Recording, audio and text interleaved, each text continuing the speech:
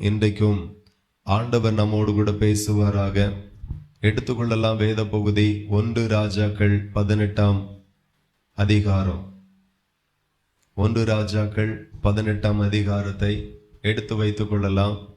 முதலாவது, கர்த்தரிடத்துல நான் பெற்ற வார்த்தை, நான் பெற்ற கர்த்தருடைய ஆலோசனை, அதை நான் உங்களிடத்துல சொல்லி மறுபடியும் வசனத்திற்கு நேராய் உங்களை நடத்த விரும்புகிறேன். அப்பந்தான் செய்தி மிக தெளிவாக புரியும். அல்லேலூயா. கர்த்தருடைய நாமத்திற்கு மகிமை உண்டாகட்டும். இன்றைக்கு பாத்தீங்கன்னா நாம கர்த்தரோடு பேசுகிறோம். ஜெபம் என்கிறது மந்திரம் அல்ல. ஜெபம் என்கிறது கர்த்தருடைய பிள்ளை கர்த்தரோடு பேசுகிறதுக்கு பேரு தான் ஜெபம் அப்படின்னு வச்சிருக்கிறோம். அல்லேலூயா. அப்போ நாம கர்த்தரோடு பேசுகிறோம், நாம கர்த்தரிடத்துல ஜெபிக்கிறோம். இப்போ நாம ஒரு மனுஷனிடத்துல பேசினா அந்த மனுஷன் திரும்பி பேசுவான். ஆமென். நம்முடைய ஆண்டவரும் பேசாதவர் அல்ல, பேசுகிறவர். கண்ணிருந்தும் காணாதவர் அல்ல, வாயிருந்தும் பேசாதவர் அல்ல, காதிருந்தும் கேளாதவர் அல்ல. அவர் பேசுகிறவர், கேட்கிறவர், பார்க்கிறவர், கண்ணீரை துடைக்கிறவர், கரங்களை நீட்டி அற்புதங்களை செய்கிறவர். அல்லேலூயா. ஒரு ஆள் தத்துவம் உடையவர். நாம் ஆராதிக்கிற தேவன் ஜீவனோடு கூட இருக்கிறார். இதை ஒவ்வொரு நாளும் அறிக்கை பண்ணாத நாட்களே கிடையாது.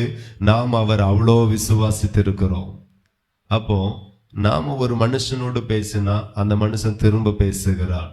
எத்தனையோ நாட்கள் நாம சொல்லுகிறோம், 3 மணி நேரம் ஜெபிப்பேன், 2 மணி நேரம் ஜெபிப்பேன், 1 மணி நேரமாகிலும் ஜெபிக்காத நாளே கிடையாது. நான் இடைவிடாம ஜெபிப்பேன். இந்த ஜெபத்தை குறித்து அவ்வளவு பெருமை பாராட்டுகிறோம், அவ்வளவு சந்தோஷப்படுகிறோம். ஜெபத்திற்கு நாம அதிக நேரத்தை செலவிடுகிறோம். முடியாட்டாலும் நீங்க ஜெபிக்கிறீர்கள், சோர்வா இருந்தாலும் ஜெபிக்கிறீர்கள், பலகீனப்பட்டு கிடந்தாலும் ஜெபிக்கிறீர்கள். ஜெபத்தை நீங்க ஒரு நாளும் அலட்சியம் பண்ணினதே கிடையாது. அந்த அளவுக்கு ஜெபத்தை ரொம்ப விசேஷப்படுத்தி அதிகமாய் ஜெபிக்கிறீர்கள். ஆமாவா இல்லையா? அல்லேலூயா. ஆமா, அதிகாலையில ஜெபிக்கிறீர்கள், இரவு ஜெபிக்கிறீர்கள், நேரம் இருக்கும் போதெல்லாம் அதிகமா ஜெபிக்கிறீர்கள். ஜெபிக்கிற பிள்ளைகள் ஒன்று கவனிக்க வேண்டும். நான் ஜெபிக்கிறேன், நல்லது. நான் யாரிடத்துல ஜெபிக்கிறேன்? கர்த்தரிடத்துல ஜெபிக்கிறேன், நல்லது. இப்ப நான் ஜெபிக்கிறதை கர்த்தர் கேட்கணும். நான் ஜெபிக்கிறதற்கு கர்த்தர் பேசணும். நான் ஜெபிக்கிறதற்கு கர்த்தர் இறங்கணும். நான் ஜெபிக்கிறதற்கு கர்த்தர் பதிலை தரணும். ஆமாவா இல்லையா? ஆமா. நான் 2 மணி நேரம் ஜெபிக்கிறேன், 3 மணி நேரம் ஜெபிக்கிறேன், நான் தான் ஆண்டவரோடு பேசுறேன், ஆண்டவர் என்னோடு பேசல அப்படின்னா கவனிக்கணும். ஜெபத்துல நாம கவனிக்க வேண்டிய முக்கியமான பகுதி இது. நிறைய பேர் ஜெபிக்கிறோம், இடைவிடாம ஜெபிக்கிறோம், அதிகமா ஜெபிக்கிறோம். ஆனா நான் மாத்திரம்தான் ஆண்டவரோடு பேசுறேன், ஆனா ஆண்டவர் என்னோடு பேசல அப்படின்னா அந்த இடத்தை நீங்க கவனிக்கணும். அதை கவனிக்காமலே அடுத்த 10 வருஷத்துக்கு இடைவிடாம ஜெபித்து ஒரு பிரயோஜனம் கிடையாது. நான் பேசுறேன், ஜெபத்தில் ஆண்டவரோடு பேசுறேன், ஜெபத்தை கேட்கிற தேவனும் என்னோடு பேசணும்.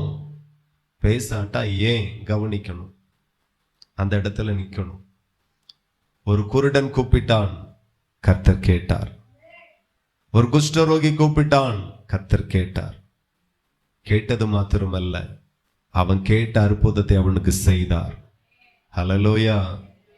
நாம நிறைய பேர் நம்மள ஜெப வீரர்களா இருக்கிறோம். ஆனா ஜெப வீரர்களா இருக்கிறது நல்லது, பதிலை வாங்குகிறவர்களாகவும் இருக்கணும். நான் விசுவாசிக்கிறேன், இன்றைக்கு நீங்க கேட்க போகிற அந்த தேவ செய்தி உங்களை ஜெபிக்கிறவர்களாக மாத்திரமல்ல, தேவனிடத்திலிருந்து பதிலை பெற்றுக் கொள்ளுகிறவர்களாகவும் இந்த செய்தி உங்களுக்கு பிரயோஜனமாயிருக்கும். ஹல்லேலூயா. நிறைய பேர் இப்படிதான் சபையில இருக்கிறாங்க. நான் நல்லா ஜெபிக்கிறேன், இடைவிடாம ஜெபிக்கிறேன், அதிகமா ஜெபிக்கிறேன்.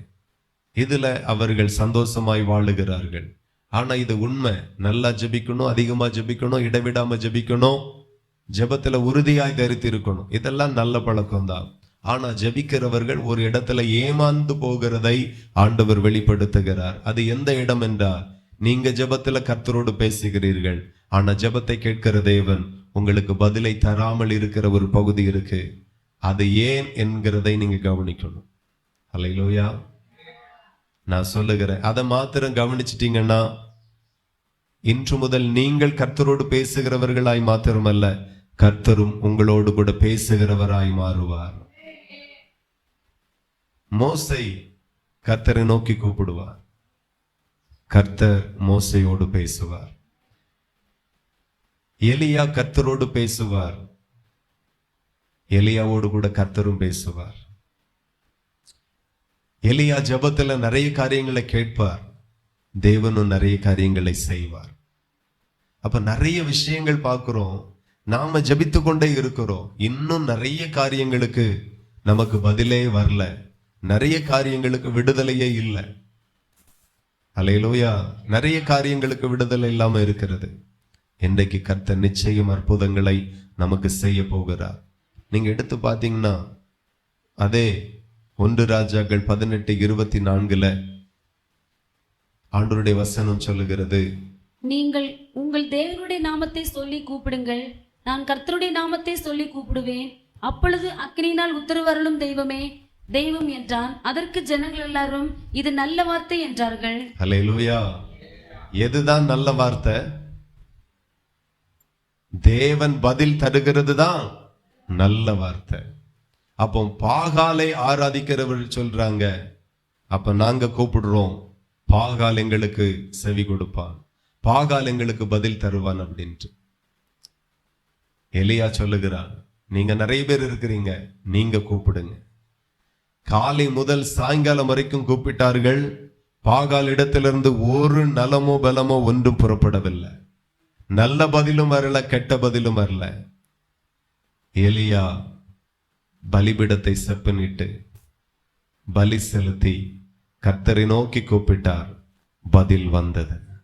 அல்லேலூயா. நம்மளால ஜெபிக்க முடிகிறது, நம்மளால பதிலை பெற முடியல. நம்மளால ஜெபிக்க முடிகிறது, ஜெபத்திற்கு பதிலை பெற்றுக்கொள்ள முடியல. அந்த ஒரு இடத்துல நாம ஏமாந்து நிற்கிறோம். அது எதனால ஏமாற்றம், எதனால பதில் வரல, எதனால பதில் நமக்கு கிடைக்கல என்கிறதை நாம ஆராய்ந்து பார்க்க போகிறோம். இல்லைன்னா அடுத்த 10 வருஷத்துக்கு நாம ஜெபம் பண்ணிட்டே இருப்போம், பதில் மட்டும் இருக்காது, பதில் மட்டும் இருக்காது. இன்றைக்கு நாம ஜெபிக்க போகிறோம், கர்த்தர் பதிலை தரப்போகிறார். அல்லேலூயா. அப்போ எலியா இந்த இடத்துல சொல்லுகிறான், அக்கினினால பதில் தருகிற தெய்வமே தெய்வம். நான் சொல்லுகிறேன், நான் கூப்பிடுகிறதற்கு தமிழ்ல மாத்திரமல்ல, அக்கினினால கூட பதிலை தர வல்லமை உள்ள ஒரு தேவன் உண்டானால் அவர்தான் நீங்களும் நானும் ஆராதிக்கிற அந்த மெய்யான தேவன். அல்லேலூயா. அவரால தமிழ்ல மாத்திரமல்ல, அக்கினினால கூட, இயற்கை மூலமாய் கூட பதிலை கொடுக்க முடியும். அவ்வளோ மகிமையான தேவனை ஆராதிக்கிறோம். ஆனாலும் பல வருடமாக நமக்கு பதில் இல்லை, பல நாட்களாக நம்ம ஜெபத்திற்கு பதில் இல்லை. அதான் ஏன் என்று சொல்லி பார்க்க போகிறோம். எலியா ஜெபிக்கும் போது உடனே பதில் வந்தது.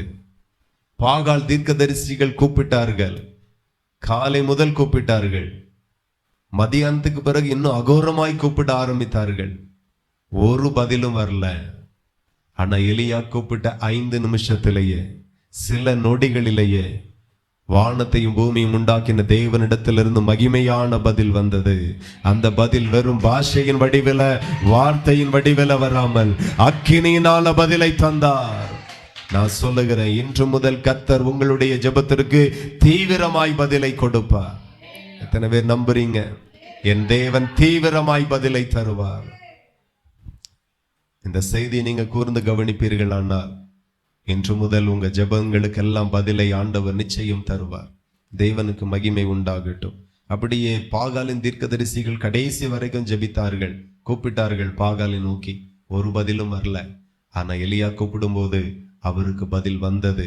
நாம் ஆராதிக்கிற தேவன் பதிலை தருகிற தேவன், பதில் பேசுகிற தேவன் என்கிறதை ஒரு நாள் நாம மறக்க கூடாது. நாம ஜெபிக்கிறதற்கு ஜெபத்திற்கு எல்லாம் பதிலை அவர் தருகிறவராய் இருக்கிறார், பேசுகிறவராய் இருக்கிறார். ஜெபத்திற்கு பதில் வரல, ஜெபத்தை கர்த்தர் கேட்கல அப்படின்னா நாம ஒரு விஷயம் கவனிக்கணும். எல்லாம் அவருக்கு சித்தமான நேரத்தில் அவர் பதில் தரட்டும் அப்படின்னு விடக்கூடாது. சில காரியம் அவருடைய சித்தத்தின்படி அவர் செய்வார், சில காரியம் நம்ம ஜெபத்திற்கு உடனே செய்வார். ஹல்லேலூயா. ஆபிரகாம் ஜெபித்த கேட்ட எல்லா ஜெபத்திற்கும் கர்த்தர் பதிலை கொடுத்தார். ஆனா ஒரே ஒரு ஜெபத்திற்கு மாத்திரம் கடைசியில பதிலை கொடுத்தார். அந்த பதில் தான் ஈசாக்கா இருந்தது. அல்லேலூயா. ஆனா இன்னைக்கு நம்ம நிறைய காரியத்திற்கா ஜெபிக்கிறோம், நிறைய காரியத்துக்கு பதில் வராம இருக்கிறது. ஆண்டவர் தருவேனையும் சொல்லல, தரமாட்டேனையும் சொல்லல, செய்வேனையும் சொல்லல, செய்ய மாட்டேனையும் சொல்லல. நிறைய ஜெப குறிப்புகளுக்கு இதுதான், மௌனம் தான் அவருடைய பதிலா இருக்கிறது. என்ன பிரச்சனை அப்படிங்கிறத தான் நாம பார்க்க போகிறோம். மோசேயை குறித்து நாம பார்த்தால் ஆண்டவருடைய வார்த்தை சொல்லுகிறது. யாத்திராகமம் 33 11 வாசித்தால், ஒருவன் தன் சிநேகிதனோடு பேசுவது போல கர்த்தர் மோசேயோடு முகமுகமாய் பேசினார். அல்லேலூயா. தேவனுக்கு மகிமை உண்டாகட்டும். நீங்க கவனித்தீர்களானால் ஆண்டவர் போல மோசேட்ட பேசல, மோசேயினுடைய சிநேகிதனை போல ஆண்டவர் பேசினார். எத்தனை பேருக்கு புரியுது? ஹல்லேலூயா. ஆமா, ஆண்டவர் மாத்திரமல்ல, ஆண்டவர் நமக்கு தகப்பனாய் இருக்கிறார், சிநேகிதராய் இருக்கிறார், மணவாளனாய் இருக்கிறார், உடன் பிறந்த சகோதரனாய் இருக்கிறார். எத்தனை பேர் விசுவாசிக்கிறீங்க? இதெல்லாம் வேதத்துல சொல்லப்பட்ட வார்த்தைகள். அப்ப மோசேக்கு மாத்திரம் ஆண்டவருடைய வசனம் சொல்லுகிறது, ஒருவன் தன் சிநேகிதனோட பேசுவது போல கர்த்தர் மோசேயோட முகமுகமாய் பேசினார். கூப்பிட்ட உடனே பதில், எஸ் இல்லைன்னா நோ. கூப்பிட்ட உடனே பதில், கூப்பிட்ட உடனே அற்புதம், கூப்பிட்ட உடனே விடுதலை, எல்லாமே கூப்பிட்ட உடனே மோசேக்கு மாத்திரம். ஏனென்றால் மோசே தேவனுடைய வீட்டில் எங்கும் உண்மை உள்ளவனாயிருந்தான். ஹல்லேலூயா. சில விஷயங்கள் இருக்கிறது, ஜெபம் கேட்கப்படாததற்கு ஒரு சில காரணம் உண்டு. ஜெபம் கேட்கப்படுகிறது அப்படின்னா அதுக்கும் ஒரு சில காரணம் உண்டு. வாசிங்க 2 நாளாகமம் 7 அதிகாரம் 14.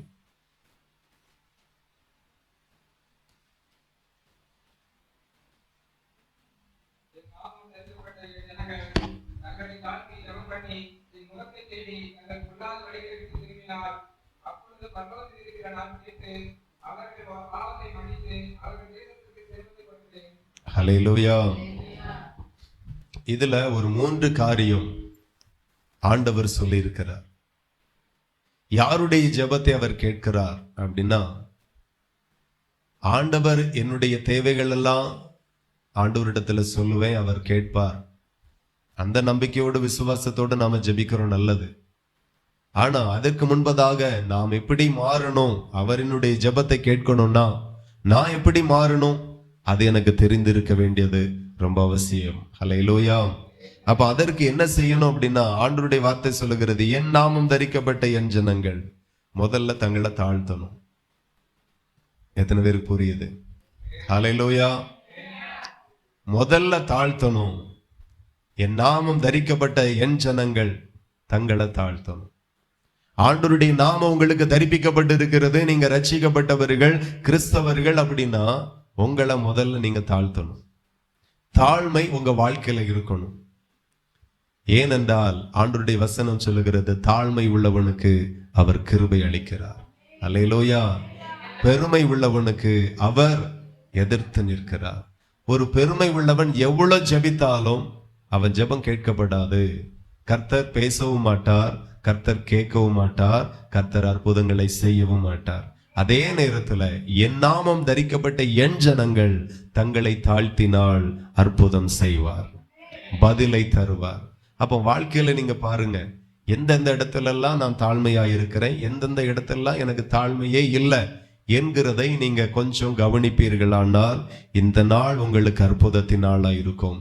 இந்த நாள் நீங்கள் பதிலை தேவனிடத்துல இருந்து பெற்றுக்கொள்ளுகிற நாட்களா இருக்கும். சிலர் எல்லாம் பதில் வருதா வரலையா, ஆண்டவர் பேசுறாரா பேசலையா, அது ஒன்னும் கவனிக்கிறது கிடையாது.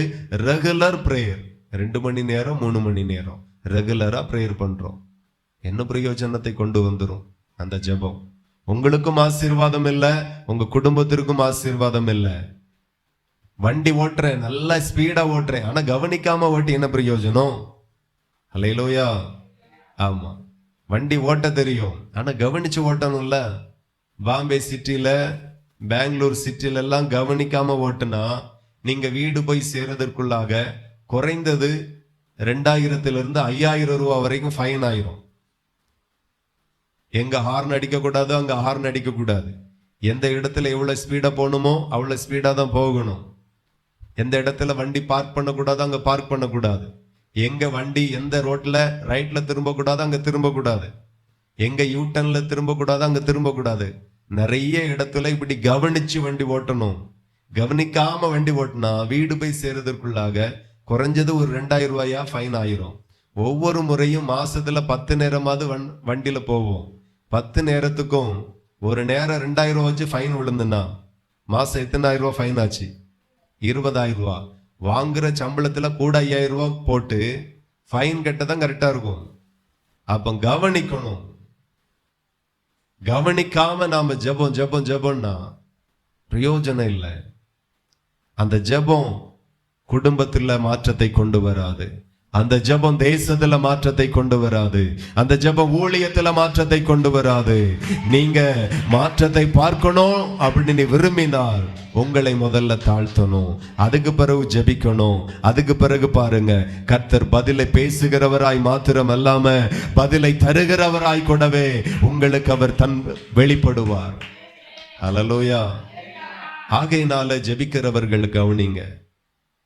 என் நாமம் தரிக்கப்பட்ட என் ஜனங்கள் தங்களை தாழ்த்துவார். தாழ்த்தி தான் ஜெபிக்கணும்.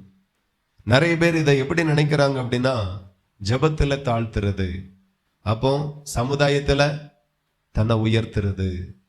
ஆகையினால ஜெபம் ஆரம்பிக்கும் போதே நிறைய பேர் சொல்றாங்க, ஆண்டவரே நான் குப்பை, நான் தூசி, நான் ஒண்ணும் இல்லை, என்னை தாழ்த்துகிறேன். ஜெபத்துல வார்த்தையில தாழ்த்தி அல்ல, வாழ்க்கையே தாழ்மையா இருக்கணும். எத்தனை பேருக்கு புரியுது? ஆண்டவருக்கு முன்பதாக முழங்கால் படியிடுகிறது எதற்காக? அவருக்கு முன்பதாக என்னை தாழ்த்துகிறதற்கு அடையாளம், அவரை பணிந்து கொள்ளுகிறதற்கு அடையாளம்.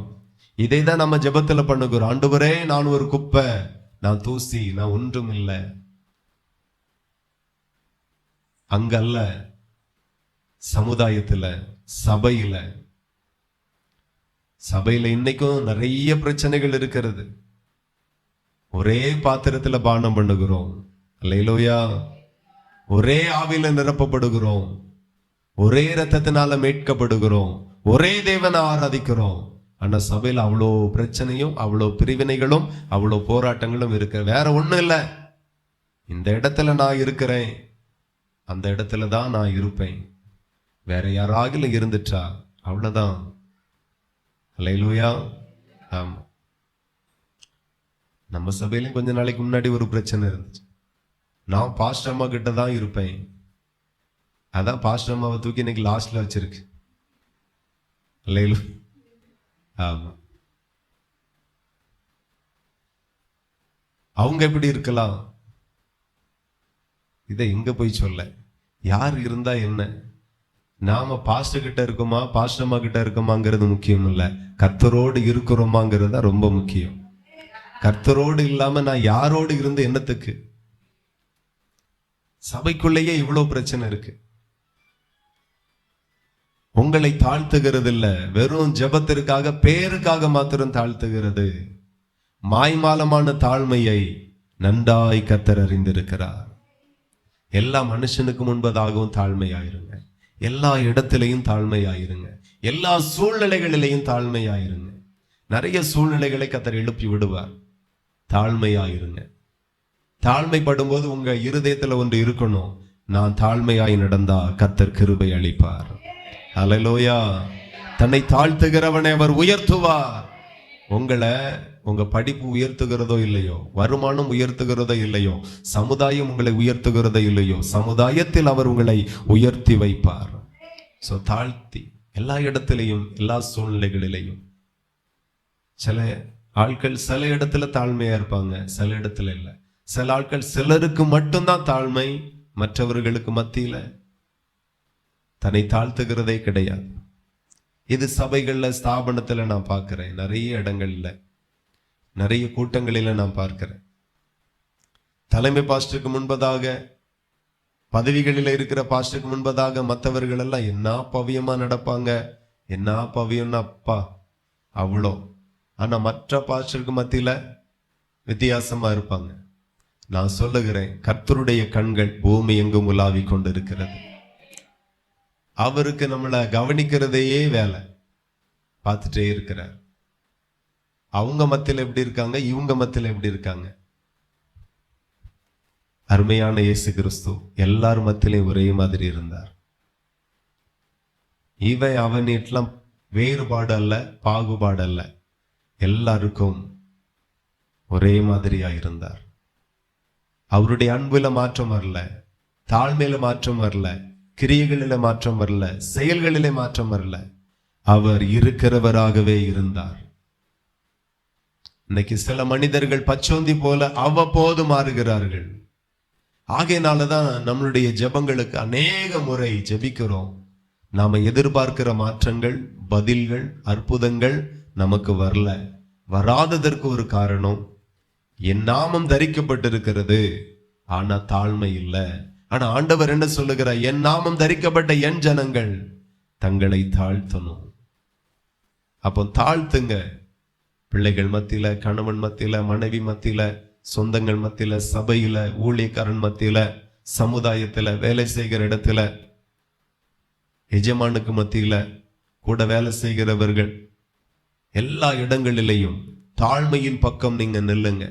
எதற்காக உங்களை தாழ்த்தணும் அப்படின்னா, மனுஷனிடத்திலிருந்து ஏதாகிலும் கிடைக்கும் என்கிறதற்காக அல்ல, மனுஷனை உண்டாக்கின தேவனிடத்திலிருந்து நிச்சயம் நிறைவானது கிடைக்கும். அதற்காக உங்களை தாழ்த்துங்க. ஒவ்வொரு மனுஷனுக்கும் எப்படி ஜெபத்துக்கு பதில் வந்தது தெரியுமா? எலியா ஜெபிக்கும் போது அக்கினினால கர்த்தர் பதிலை கொடுத்திருக்கிறார். எலியா ஜெபிக்கும் போது, சொல்லும் போது, வாயை திறக்கும் போது இயேசுவின் நாமம், கர்த்தருடைய நாமம் எதுவுமே உச்சரிக்க மாட்டான். உன்னையும் உன்னோடு கூட இருக்கிற 50 பேரையும் அக்கினி வானத்திலிருந்து இறங்கி பச்சிக்க கடவுதுன்னா அவ்வளவுதான், முடிஞ்சிடும். எத்தனை முறை அக்கினி இறங்கிச்சு, உடனுக்குடன் பதில். மோசே கூப்பிடும்போது உடனுக்குடன் பதில், தானியேல் கூப்பிடும்போது உடனுக்குடன் பதில். நமக்கு அநேக ஜெபங்களுக்கு பதிலே இல்லை. என் ஆண்டவர் இல்லையா என்ன? ஆண்டவருடைய செவிகளுக்கு நம்முடைய கூப்பிடுதல் கேட்கலையா என்ன? மனுஷனுடைய செவி குறிப்பிட்ட வயதுல மந்தமாகும், கர்த்தருடைய செவி அப்படி அல்ல. தூரத்திலிருந்து கவனித்துக் கொண்டிருக்கிறார், அவர் கேட்டுக் கொண்டிருக்கிறார். நம்முடைய கூப்பிடுதலுக்கு அவர் செவி திறந்த வண்ணமாகவே இருக்கிறது. ஆனா ஜெபம் கேட்கப்படாததற்கு ஒரு காரணம், தங்களை தாழ்த்தல. அடுத்தபடி ஆண்டவர் என்ன சொல்லுகிறார், என் நாமம் தரிக்கப்பட்ட என் ஜனங்கள் தங்களை தாழ்த்தணும். ஜெபம் பண்ணி என் முகத்தை தேடி தங்கள் பொல்லாத வழிகளை விட்டு திரும்பினால், அப்பொழுது பரலோகத்தில் இருக்கிற நான் கேட்டு அவர்கள் பாவத்தை மன்னித்து அவர்கள் தேசத்துக்கு சேமத்தை கொடுப்பேன். இப்போ இந்த இடத்துல ஆண்டவர் சொல்லுகிற என் முகத்தை தேடணும். அல்லேலூயா. அவருடைய முகத்தை நாம தேடணும். தேவனை தேடுகிற காரியத்துல உங்களை இன்னும் சீர்படுத்துங்க. தேவனை தேடுகிற காரியம் ஆராதனைக்கு போறதோடு சரி அப்படின்ட்டு இல்லாம, தேவனை தேடுகிறது என்றால் என்ன அப்படின்னா, ஆண்டவருடைய வார்த்தையை தேடுங்க. ஆண்டவர் என்ன விரும்புகிறார், என்ன எதிர்பார்க்கிறார். நிறைய பேர் இருந்த வண்ணமாகவே இருக்கிறார்கள். ஆண்டவருக்குள்ளாக எப்படி ஆரம்ப வாழ்க்கை, ஆரம்ப கட்டம் ஆண்டவருக்குள்ள எப்படி இருந்ததோ அதே மாதிரி தான் 10 வருஷம் ஆன வரைக்கும் இருக்கிறாங்க. தேவனை தேடுங்க, கர்த்தரை தேடுங்க, அவரை அறிந்து கொள்ளும்படி தேடுங்க, அவரை புரிந்து கொள்ளும்படி தேடுங்க. இதை செய்யும் போது கர்த்தர் சந்தோஷப்படுவார். அல்லேலூயா. நிறைய பேருக்கு நிறைய காரியம் எனக்கு தெரியாமலே இருக்கிறது. கர்த்தரை குறித்து நிறைய ஸ்டடி பண்ணணும், என்ன விரும்புகிறார். நிறைய பேருக்கு தேவனுடைய சித்தம்னா நிறைய பேருக்கு தெரியாது, தேவ விருப்பம் தெரியாது, தேவனுடைய வார்த்தை தெரியாது, இந்த காரியத்துல கர்த்தர் என்னென்ன விரும்புகிறார் தெரியாது. கடந்த நாட்கள்ல ஒரு ஊழியக்காரர் அந்நிய பாஷை குறித்து ஏளனமா ஒரு வீடியோ பதிவிட்டு இருந்தார். எனக்கு ரொம்ப கஷ்டமா இருந்துச்சு. நிறைய ஊழியக்காரர்களுக்கு பரிசுத்த ஆவியின் அபிஷேகத்தை குறித்து ஏளனமா இருக்கிறது. நிறைய விசுவாசிகளுக்கு பரிசுத்த ஆவியின் அபிஷேகம் ஒரு பொருட்டாகவே எண்ணப்படாமல் இருக்கிறது. நிறைய பேருக்கு அந்நிய பாஷை ஒரு பொருட்டாகவே எண்ணப்படாமல் இருக்கிறது. தேவனை தேடுங்க. தேடும் போது இவைகளெல்லாம் உங்களுக்கு புரியும். பரிசுத்த ஆவியின் அபிஷேகம்னா என்ன, பரிசுத்த ஆவியில நிரம்புதல்னா என்ன,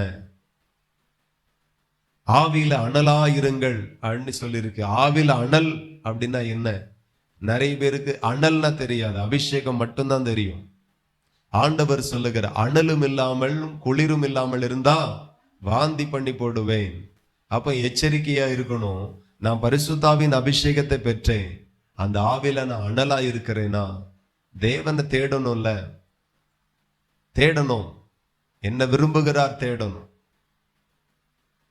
என்ன விரும்புகிறார் தேடினா தானே கண்டடைய முடியும், தேடினா தானே புரியும். நான் பிரசங்கிக்கிறதுனால, நான் சொல்லுகிறதுனால பாதி பேரு கூட நிறைய விஷயங்கள் செயல்படுத்த மாட்டார்கள். நீங்களா வாஞ்சியா தேடுனா ஒவ்வொரு வார்த்தைக்கு முக்கியத்துவம் கொடுப்பீர்கள். தேவனை தேடுங்க முதல்ல. நிறைய பேர் தேவனை தேடுகிறது இல்லை, அறிந்து கொண்ட அந்த எல்கையில நிற்கிறீர்கள். எப்படி ஆண்டவர் இறங்குவார்?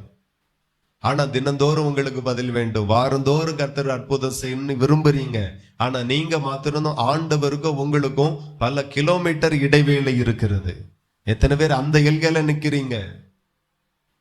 10 வருஷத்துக்கு முன்பதாக ஆண்டவருக்கும் எனக்கு எவ்வளவு ஐக்கியமோ அதே ஐக்கியம் தான் இன்னைக்கும் இருக்கிறது. தேவனுக்குள் ஒரு முன்னேற்றம் இல்லை, தேவனுக்குள் வளர்ச்சி இல்லை, தேவனுக்குள் ஒரு முன்னேற்றம் இல்லை. ஆனா பதில் நிறைய விரும்புகிறோம், அற்புதம் நிறைய எதிர்பார்க்கிறோம்.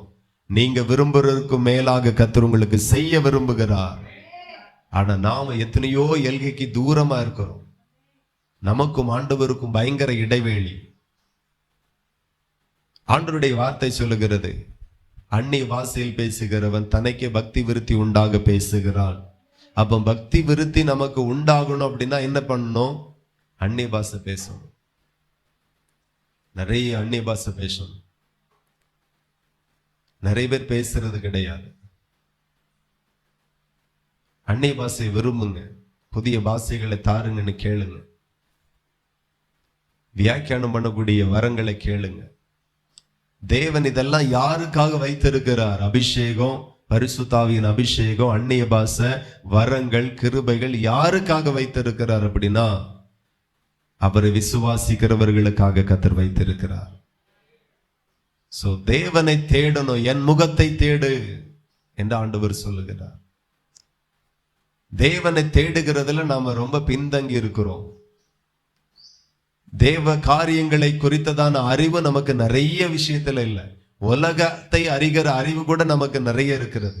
பிள்ளைகள்கிட்ட அடுக்கடுக்கா சொல்லி கொடுக்கிறோம். யாற்றை எப்படி பேசணும், எப்படி பழகணும், எப்படி உட்காரணும், எப்படி உடுக்கணும், எப்படி சாப்பிடணும், எப்படி பணம் சம்பாதிக்கணும், எப்படி பணத்தை மிச்சம் பிடிக்கணும், பணத்தை என்ன, எல்லாம் அடுக்கடுக்கா பிள்ளைகளுக்கு சொல்லி கொடுக்கிறோம். உலக அறிவு நிறைய இருக்கு. ஆனா உலகத்தை படைத்தவர்களுடைய அறிவோ நமக்கு சுத்தமா இல்லை. என் முகத்தை நீ தேடணும். காலிதோறும் என்னுடைய கிருபை புதிதா இருக்கிறது என்று ஆண்டவர் வெளிப்படுத்து. அபிஷேகத்துக்காய் தேவனை தேடுங்க. ஆண்டவரை இன்னும் உங்களை அறியணும், உங்களை அறியணும். ஒரு மனுஷனை புரிஞ்சு கொள்ளக்கு என்னெல்லாம் நோட்டீஸ் பண்றோம். அவருக்கு என்ன பிடிக்கும், என்ன பிடிக்காது.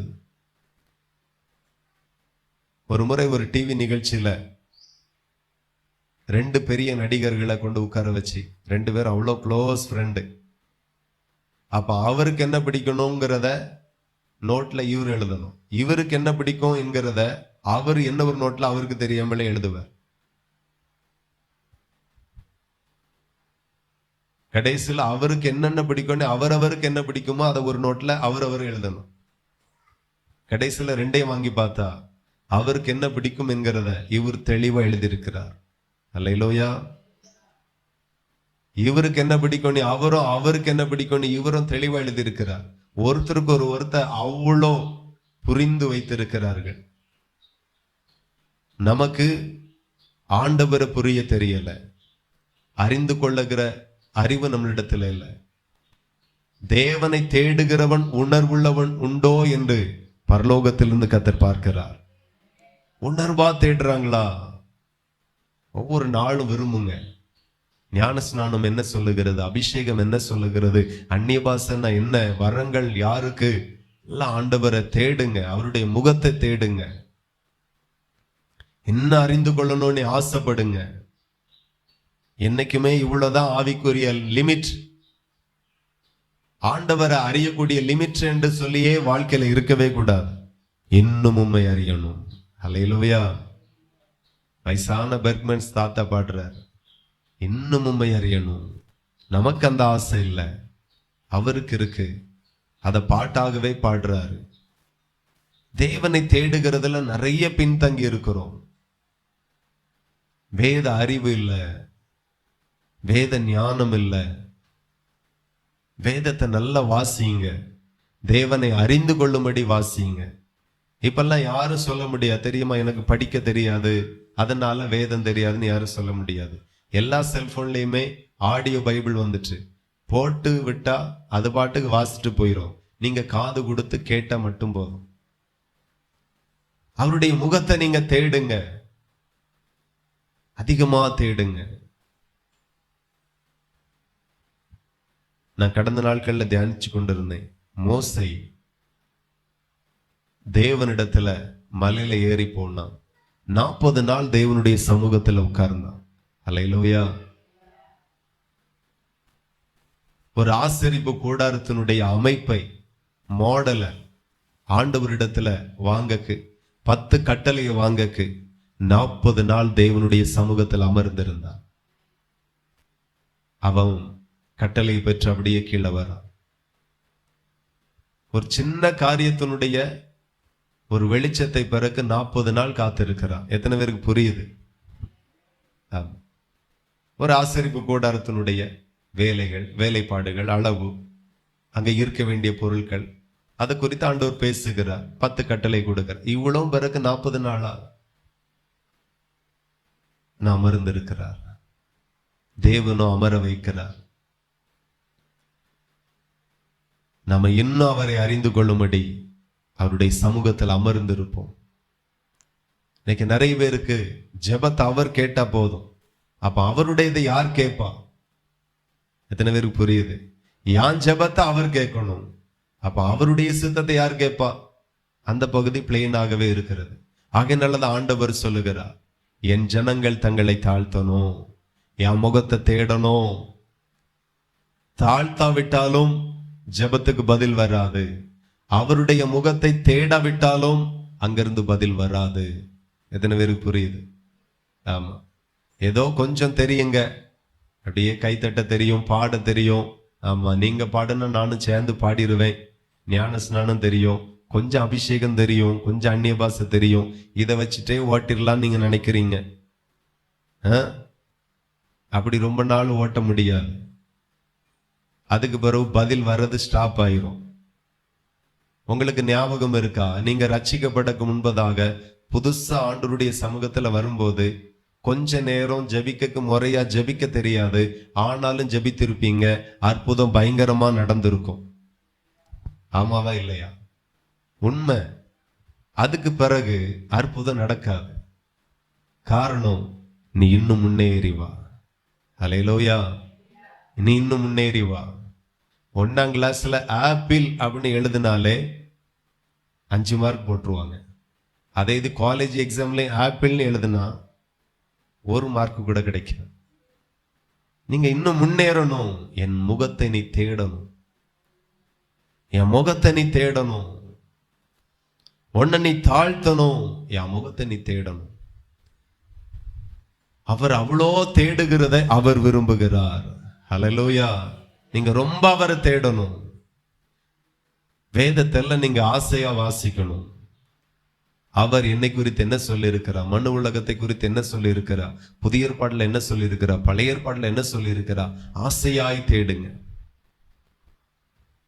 சிலர் அவருடைய முகத்தை தேடணும் அப்படின்னா சிலையே பார்த்துட்டு இருக்கிறது, இல்ல ஏசப்பான்னு சொல்லி வரைஞ்சு வச்ச படத்தையே பார்த்துட்டு இருக்கிறது.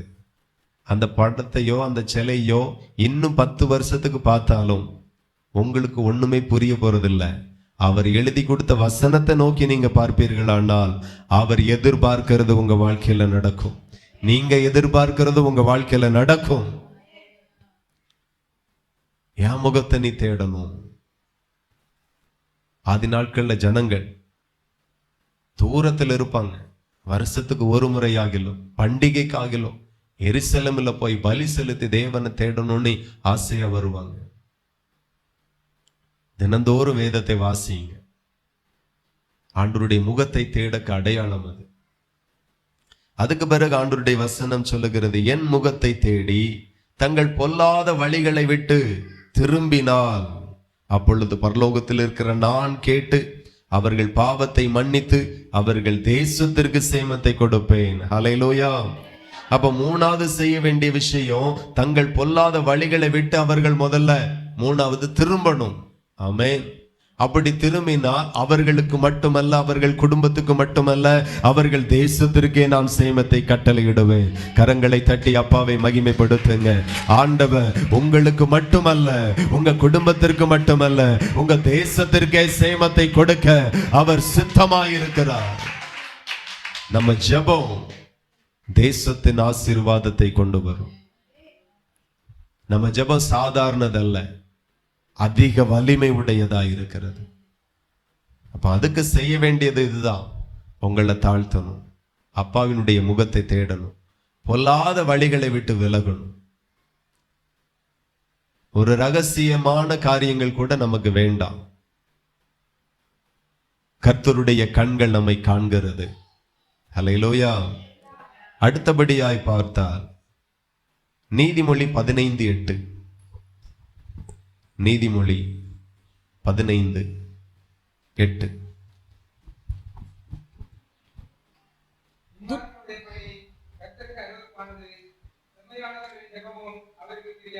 அல்லேலூயா. துன்மார்க்கனுடைய பலி கர்த்தருக்கு அருவருப்பானது, செம்மையானவர்களின் ஜெபமோ அவருக்கு பிரியம். அப்போ ஆண்டவர் யாருடைய ஜெபத்தை கேட்கிறார் அப்படின்னா, செம்மையானவர்களுடைய ஜெபம். வாழ்க்கை செம்மையாயிருந்தா ஜெபம் கேட்கப்படும். ஜீவியம் செம்மையாயிருக்கணும், வாழ்க்கை செம்மையாயிருக்கணும், பார்வை செம்மையாயிருக்கணும். உங்க வாழ்க்கை கவனிங்க. செம்மையாயிருப்பதாக. வாக்குவாதங்களுக்கு இடம் கொடுக்காதுங்க, சண்டைக்கு இடம் கொடுக்காதுங்க.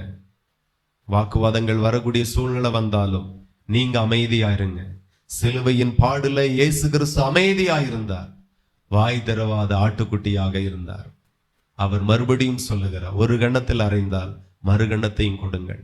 எங்கேயும் வாக்குவாதம் செய்யாதுங்க, எங்கேயும் சண்டை பண்ணாதுங்க, எங்கேயும் போராடாதுங்க, அமைதியாயிருங்க. எனக்கு நன்மை செய்கிறவரும் என் தலையை உயர்த்துகிறவரும் ஒரு தேவன் ஒருவர் இருக்கிறார், அவர் எனக்கு பதிலை தருவார். கர்த்தருக்காய் காத்திருங்க, புது பலன் அடைவீர்கள். எத்தனை பேர் விசுவாசிக்கிறீர்கள்? கர்த்தருக்கு காத்திருங்க, நீங்க புது பலன் அடைவீர்கள்.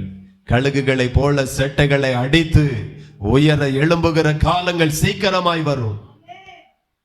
என்னைக்கு ரட்சிக்கப்பட்டோமோ அன்னைக்கே போராடுகிறது, வாக்குவாதம் பண்ணுகிறது, சண்டை பண்ணுகிறது, ஆர்ப்பாட்டம் பண்ணுகிறது எல்லாத்தையும் விட்டுறணும். ஏனென்றால் யுத்தமே வந்தாலும் ஆண்டவருடைய வசனம் சொல்லுகிறது, நீங்க சும்மா இருப்பீர்கள், கர்த்தர் உங்களுக்காக யுத்தம் செய்வார். சின்ன சின்ன பிரச்சனை கூட இல்ல, பெரிய யுத்தமே வந்தாலும் அந்த யுத்தத்தை யார் தான் பாப்பா? கர்த்தர் தான் பாப்பாரா. அதனால சின்ன பிரச்சனையோ பெரிய பிரச்சனையோ எல்லா பிரச்சனையும் அவர் பார்த்து கொள்ளுவார். அவருக்கு காத்திருங்க, அவருக்காக காத்திருங்க, பொறுமையோடு காத்திருங்க. ஏனென்றா என் ஜெபம் கேட்கப்படணும். அல்லேலூயா. ஏன் ஜெபம் கேட்கப்படணும்? செம்மையானவர்களுடைய ஜெபமும் அவருக்கு பிரியம் என்று சொல்லப்பட்டிருக்கிறது.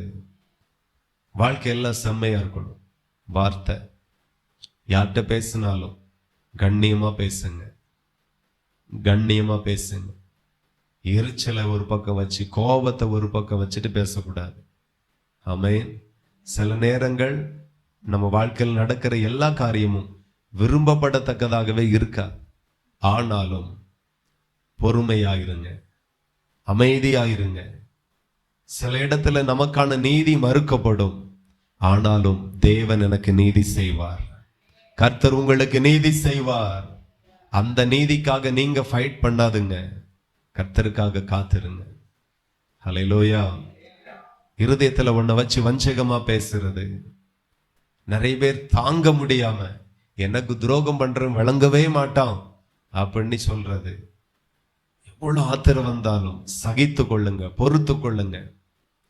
ஏன்னா உங்களை நீங்க செம்மையானவர்களா இருக்கிறதை வாழுகிறதை கர்த்தருக்கு முன்பதாக நிரூபிக்கணும்.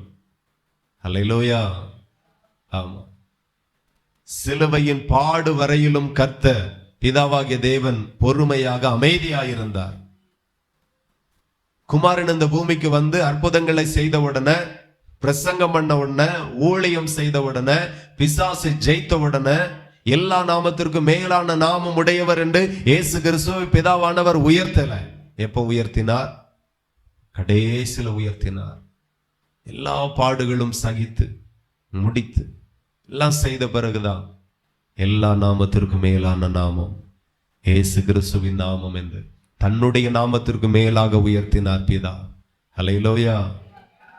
ஆமா, நம்ம ஊழியம் செய்யலாம், நல்ல பிரசங்கம் பண்ணலாம், நல்லா பாடலாம், நல்லா ஜபிக்கலாம், நல்லா காணிக்க கொடுக்கலாம். எல்லாம் செய்தாலும் கர்த்தர் பார்க்குகிற ஒரு காலம் இருக்கிறது. நம்ம எல்லாம் செய்தாலும் நல்லா ஆராதனை பண்ணலாம், நல்லா ஊழியம் செய்யலாம், நல்ல தியாகமா வாழலாம். ஆனாலும் கடைசி வரைக்கும் கர்த்தர் பார்க்கிறார். ஆபிரகாமை கூப்பிட்ட உடனே கர்த்தர் இறங்கல, கடைசி வரைக்கும் பார்த்தார். கடைசி வரைக்கும் கீழ்ப்படுகிறானா? அவருடைய பிள்ளையாகிய ஈசாக்கை பலியிடுகிற அந்த நேரம் வரையிலும், அதுக்கு பிறகுதான் ஆண்டவர் அவனை நம்பினார். ஆகவே எல்லா இடத்திலையும் பொறுமையா இருங்க, கண்ட்ரோல் பண்ணுங்க. கோபங்கள் வரும், எரிச்சல்கள் வரும், ஆத்திரங்கள் வரும், சபிக்க தோணும். ஆனாலும் வாய் திறவாதிருங்க. உங்களை செம்மையானவர்களாக தேவனுக்கு முன்பதாகவும் மனுஷனுக்கு முன்பதாகவும் நிரூபிக்கிறவர்களாயிருங்க. இது மூலமாய் பெரிய பெரிய காரியங்களுக்கு பதிலை கத்து தரப்போகிறார். ஹல்லேலூயா. பெரிய பெரிய காரியங்களுக்கு அவசரப்பட்டு பேசாதுங்க, கோபத்துல பேசிடாதுங்க, எரிச்சலை வச்சு பேசிடாதுங்க, வஞ்சகத்தை வச்சு பேசிடாதுங்க. எப்ப பேசினாலும் அன்பு வெளிப்படுவதாக, எப்ப பேசினாலும் தாழ்மை வெளிப்படுவதாக, தயவு வெளிப்படுவதாக, உத்தமம் வெளிப்படுவதாக. இதெல்லாம் நம்ம வாழ்க்கையில இருக்க வேண்டியது ரொம்ப ரொம்ப ரொம்ப அவசியம். கர்த்தர் அதெல்லாம் பார்த்துதான் ஜெபத்திற்கு இறங்குவார். ஒரு அரசாங்கம் ஒரு தனிநபருக்கு செவி கொடுக்கணும்னா அவன் அந்தஸ்து அரசாங்கம் பார்க்கும். இன்னைக்கு அமெரிக்கா கவர்மெண்டே எலன் மாஸ்க் கையில இருக்கு. அவர் என்ன சொன்னாலும் இப்போ கேட்கிற அளவுக்கு இருக்கு. காரணம் அந்தஸ்து, தொழிலதிபர், பணம், செல்வம் எல்லாம் இருக்கு. ஒரு அதிபர் கேட்கிறார். ஆனா தேவன் நம்முடைய பணத்தை பார்த்து நம்மளோடு பழகுகிறவர் அல்ல, அர்ப்பணிப்பை பார்த்து பழகுகிறவர், கீழ்ப்படிதலை பார்த்து பழகுகிறவர், சுபாவத்தை பார்த்து பழகுகிறவர். அதெல்லாம் இவர் பார்க்கிறார். மனுஷன் பார்க்கிற வண்ணமாக அவர் பார்க்கிறவர் அல்ல. மனுஷன் முகத்தை தான் பார்ப்பார், அவர் இருதயத்தையே பார்க்கிறார். ஹல்லேலூயா. நான் கூப்பிட்ட உடனே பதில் தரணும் அப்படின்னு நான் விரும்புறேன். ஆனா அவர் விரும்புகிற மாதிரி நான் மாறினால், நான் கூப்பிடும் போது அவர் பதிலை தருவார். ஹல்லேலூயா. அப்போ செம்மையானவர்களின் ஜெபமும் அவருக்கு ரொம்ப பிரியம். யாருடைய ஜெபம் ஆண்டவருக்கு பிரியம் இல்லை அப்படின்னா, நீதிமொழி 28:9 வாசித்து நாம நிறைவு செய்வோம். நீதிமொழி 28:9 சொல்லப்பட்டிருக்கிறது, வேதத்தை கேளாதபடி தன் செவியை விலக்குறவனுடைய ஜெபமும் அருவருப்பானது. அல்லேலூயா. வேதத்தை கேளாதபடி தன் செவியை விலக்குகிறவனுடைய ஜெபம் அருவருப்பானது. வேதத்தை கேளுங்க, வேத வசனங்களை கேட்டு அதன்படி வாழுங்க.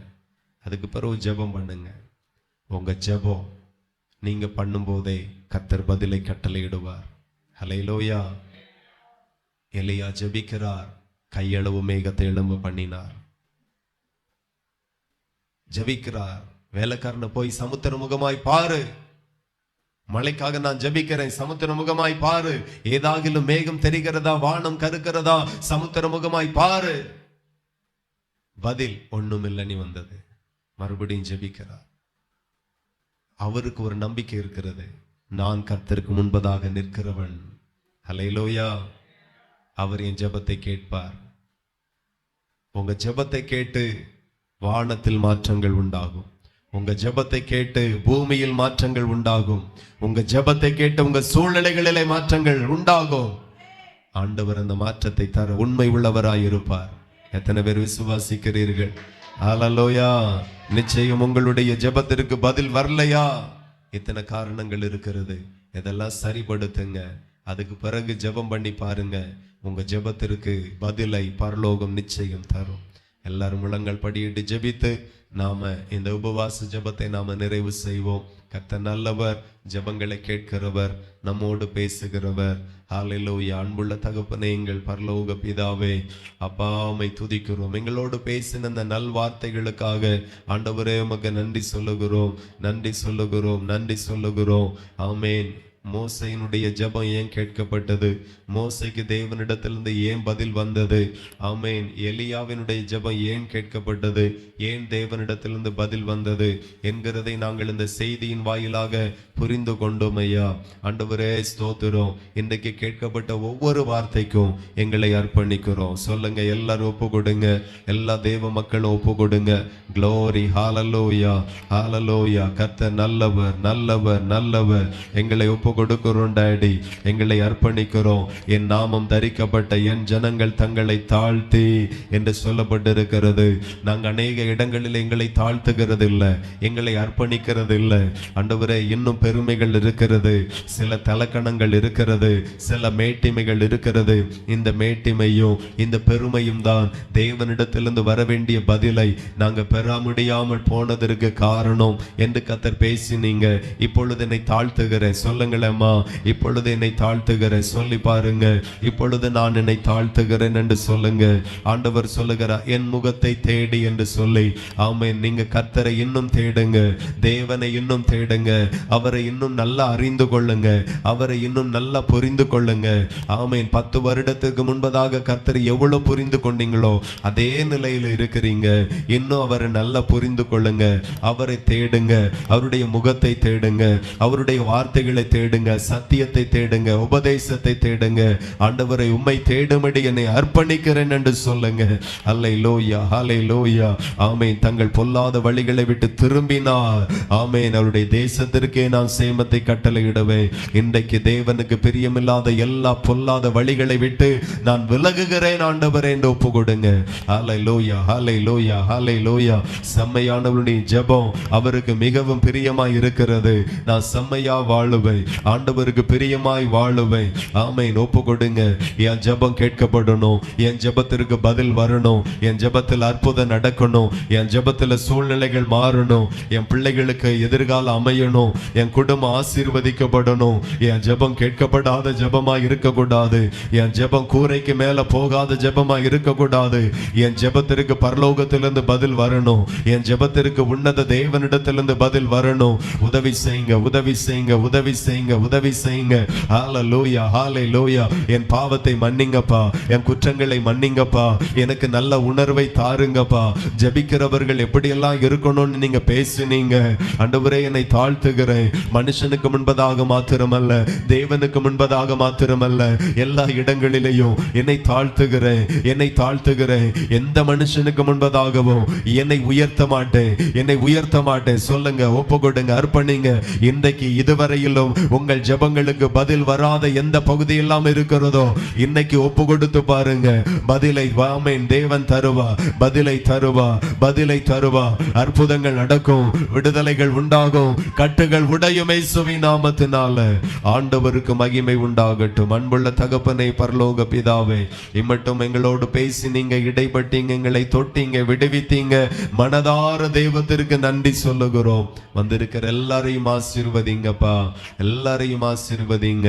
எல்லாருக்குள்ளாக இந்த வார்த்தை 30, 60, 100 பலனை கொண்டு வரட்டும். ஆசீர்வதிங்க. தொடர்ந்து பெரிய காரியங்களை செய்யுங்க. இயேசுவின் நாமத்தில் ஜெபிக்கிறோம். ஜெபங்களும் நல்ல பிதாவே, ஆமென். என் ஆத்துமாவே கர்த்தரை ஸ்தோத்திரி, என் முழு உள்ளமே பரிசுத்த நாமத்தை ஸ்தோத்திரி.